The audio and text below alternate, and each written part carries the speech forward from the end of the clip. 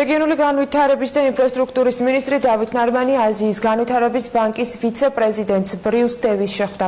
დავით ნარმანიამ სტუმარს შეხვედრისას სამინისტროს სამომავლო სტრატეგია და პროექტები გააცნო, რომლის განხორციელებაც უკვე რამდენიმე თვეში გეგმება. საუბარი შედგა ასევე თვითმმართველობის რეფორმის ძირითად მიმართულებებზე, რომლის განხორციელებასაც სამინისტრო უახლოეს მომავალში გეგმავს.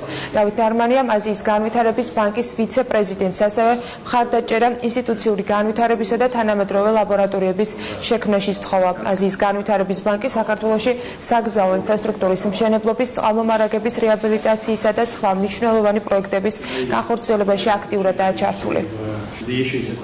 რატომ ვიცე-პრეზიდენტს აინტერესებდა ძირითადი მიდგომები, რა მიდგომებითაც ჩვენი სამინისტრო საქმიანობს პროექტების მართვასთან დაკავშირებით, მან გარკვეული საინტერესო რეკომენდაციები და მოსაზრებებიც მოგცა. მე მას ორი მნიშვნელოვანი საკითხი ვთხოვე, ერთი ინსტიტუციურ განვითარებასთან დაკავშირებით დამატებითი მხარდაჭერა ლაბორატორიული უზრუნველყოფის თვალსაზრისით და მეორე საბოლოო გადაწყვეტილების დაჩქარება თბილისის რუსთავის გზის პროექტის დაწყებასთან დაკავშირებით, რაზეც მათი მხრიდან არის მზაობა.